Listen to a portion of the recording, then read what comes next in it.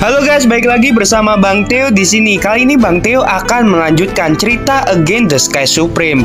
Buat kalian yang penasaran, langsung saja ya simak video kali ini.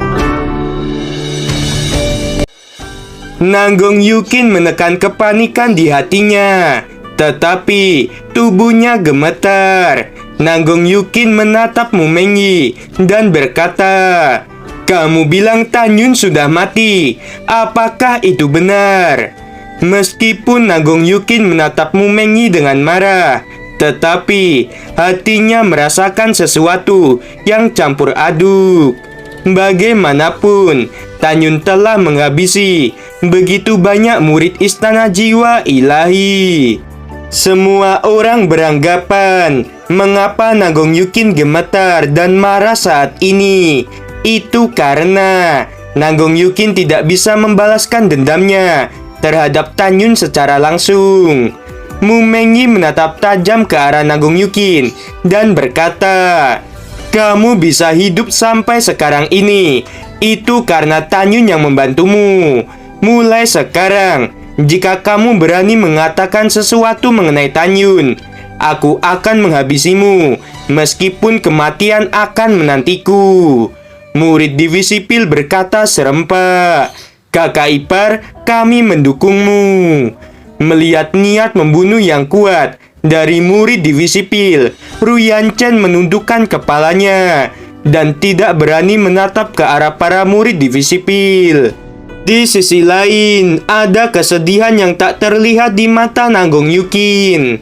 Dia bergumam di dalam hatinya, "Ini tidak mungkin. Mumenyi pasti berbohong padaku. Aku tidak percaya Tanyun telah mati. Aku tidak percaya pada kata-kata Mumenyi." Nanggong Yukin mengepalkan tangannya dan berharap Tanyun muncul saat ini. Pada saat ini, semua kebencian Nanggong Yukin pada Tanyun menghilang dan muncul kekhawatiran serta ketakutan yang tidak dapat dijelaskan. Nanggong Yukin juga membenci perasaan cintanya pada Tanyun yang tidak dapat dijelaskan. Setelah beberapa saat, tiba-tiba di atas puncak, formasi teleportasi ruang dan waktu yang berdiameter ratusan kaki muncul di langit. Formasi teleportasi dibuka selama 1 jam. Meskipun formasi teleportasi telah terbuka, tetapi semua orang tidak ada yang langsung memasukinya. Untuk para murid Sekte Suci Huangfu, mereka masih berharap Tanyun akan datang. Ruyan Chen ingin melihat dengan matanya sendiri apakah Tanyun masih hidup atau tidak. Jika Tanyun tidak muncul sampai formasi teleportasi ditutup, Ruyan Chen akan percaya bahwa Tanyun benar-benar mati. Waktu berlalu, tetapi Tanyun tidak muncul. Ketika formasi teleportasi akan ditutup, para murid Sekte Suci Huangfu melihat ke arah gerbang jurang pemakaman dewa dengan penuh ketegangan. Ruyan Chen tersenyum. Jika tidak ada murid Sekte Suci Huangfu, mungkin dia akan tertawa sangat keras. Nanggong Yukin berdiri dengan tenang, tetapi hatinya sudah sangat rapuh.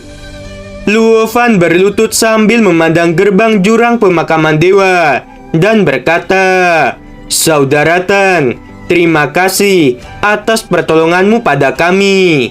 Song Hong juga berlutut dan berkata, "Saudara Tan, kamu benar-benar penyelamat kami." Para murid Divisi Pil berlutut bersama dan berkata serempak, "Kakak Tan, terima kasih. Kamu telah menyelamatkan kami." Meskipun mereka tahu bahwa Tanyun masih hidup, tetapi mereka memikirkan jika Tanyun tidak memasuki formasi teleportasi, Tanyun akan menghadapi banyak monster tingkat ketiga hingga tingkat kelima. Meskipun Tanyun memiliki singa naga emas, tetapi singa naga emas hanya periode pertumbuhan tingkat ketiga. Dia tidak akan bisa melawan banyak monster yang jauh lebih kuat dari dirinya. Pada saat ini, Huang Futingfeng, Ken Xinyi, Jun Buping, San Guan, Baili Longtian, Xiao Qing, Luren, dan murid lainnya berlutut karena Tan Yun telah menyelamatkan hidup mereka sebanyak 2 kali. Huang Futingfeng dan yang lainnya merasakan sakit hati ketika mereka mengingat saat Tan Yun mengorbankan dirinya untuk menahan Griffin api hitam. Sue Zian menangis, tampak seperti orang yang tidak punya semangat hidup. Song Wuxia berlutut di tanah sambil menangis. Pada saat ini, hanya Mu Mengyi yang tampak sangat tenang.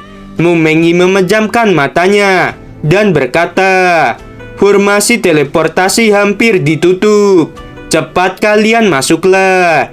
Semua orang melesat ke dalam formasi teleportasi dan menghilang.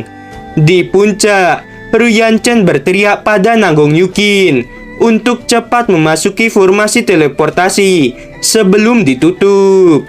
Ketika semua orang sudah pergi, Nanggong Yukin tiba-tiba jatuh ke tanah, memegang dadanya yang terasa sangat sakit.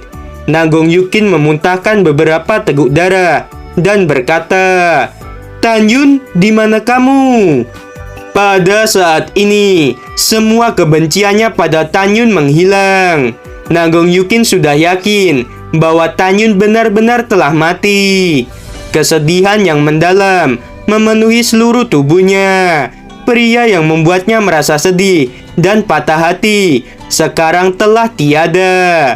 Nanggong Yukin berkata, "Tan Yun, jika kamu tidak mati, aku akan melupakan dendam di antara kita. Jadi tolonglah kembali. Aku hanya memintamu untuk muncul di hadapanku dengan hidup-hidup. Aku tidak ingin kehilanganmu. Aku tidak bisa kehilanganmu." Pada saat ini, di atas puncak, formasi teleportasi mulai menyusut perlahan. Dengan sedih, Nanggong Yukin menaiki pedang terbang dan melesat masuk ke dalam formasi teleportasi. Segera setelah itu, formasi teleportasi tertutup. Pada saat yang sama, di Sekte Abadi, Ruyan Wuji dan ratusan tetua dari gerbang dalam dan gerbang abadi menjadi gelisah. Di Menara Batu Giok nomor 2, Sugeyu dan 9 tetua dari gerbang dalam Istana Jiwa Ilahi merasa cemas. Di Menara Batu Giok nomor 3, Dante Suwangsong dan 9 kepala divisi merasakan hal yang sama. Lebih dari 2 juta murid Sekte Abadi semua menatap gerbang teleportasi ruang dan waktu dengan penuh kecemasan. Suasana di tempat itu sangat tegang. Mereka menunggu para peserta uji coba di tanah abadi keluar. Seiring waktu berlalu, hati semua orang semakin menjadi cemas. Tidak sampai setengah jam kemudian, tiba-tiba Sen Subing yang sedang duduk langsung berdiri dan berkata, "Kepala sekte, murid divisi pil akhirnya kembali." Di mata semua orang, 253 murid divisi pil, termasuk Luo Fan dan Song Hong, keluar dari formasi teleportasi ruang dan waktu. Sen Subing langsung menghilang dari tempat duduknya. Segera, Sen Subing muncul di hadapan para murid divisi pil. Luo Fan, Song Hong, serta murid lainnya berlutut satu demi satu dan berkata serempak. Murid memberi hormat pada kepala divisi. Sen Subing berkata, "Kalian bangunlah, dan di mana Tan Yun serta Mu Mengyi?" Luo Fan menjawab, "Kepala, saudari Mengyi ada di belakang." Di sisi lain, ada beberapa orang yang melesat. Di antara mereka ada Mu Mengyi, Sue Zian dari divisi 5 jiwa, Huang Futingfeng bersama 3 murid divisi jimat lainnya, 7 murid divisi senjata, termasuk Gongsun Roxy dan Zhong Wuxiao. Ada 5 murid dari divisi formasi, Luren dari divisi angin dan guntur, Ken Xinyi dari divisi jiwa suci, divisi jiwa kuno ada San Guan, Jun Buping, Xiao Qing, dan Baili Longtian. Pada saat ini, kepala 5 jiwa muncul di depan Sui Xian, lalu berkata, "Xian, di mana teman-temanmu?" Sui Xian berkata, "Guru, mereka semua sudah mati." Kepala 5 jiwa sangat kaget. Dirinya tidak menyangka dari 150 murid divisi 5 jiwa, hanya Sui Xian yang kembali hidup-hidup. Pada saat ini, 7 kepala divisi lainnya melesat ke arah para murid yang telah kembali. Huang Fu Tingfeng memberitahu kepala jimat bahwa hanya 5 orang yang selamat dari divisi jimat. Gongsun Roxi dan Zhong Muxiao membungkuk kepada Murong Sisi dan berkata bahwa hanya 7 murid divisi senjata yang selamat. Luren juga memberitahu kepala angin dan guntur bahwa hanya dirinya yang tersisa. Pada saat ini, kepala jiwa suci yang mendengar bahwa hanya Kencinyi yang masih hidup, dirinya langsung meneteskan air mata.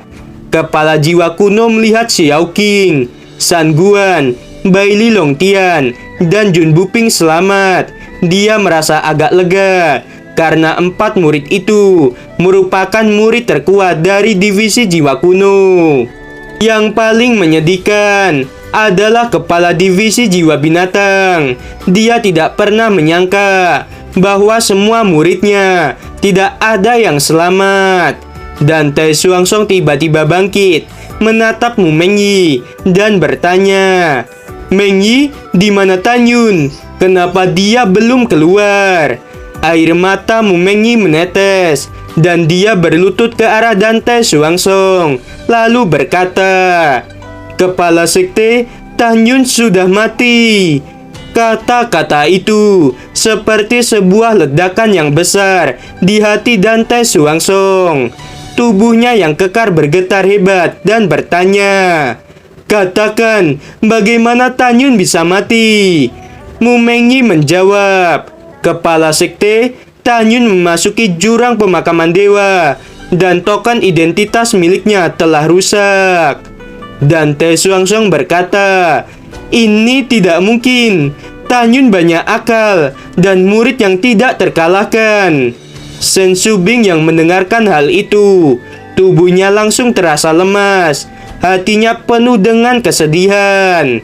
Pada saat ini, Ruyan Wuji tersenyum dan berkata, "Aku kasihan kepada kepala sekte Dantai. Tan Yun, seorang jenius yang luar biasa, tetapi telah tiada."